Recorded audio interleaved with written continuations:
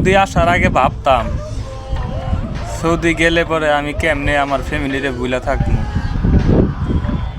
কিন্তু এখন তো সত্যি 2টা বছর পার হয়ে গেল, তাদেরকে ভুলাই রইছি।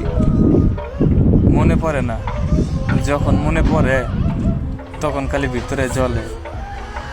বিষয়টা হইলো কি জানেন, আমার তো এই দুনিয়ায় আপন বলতে কেউ নাই।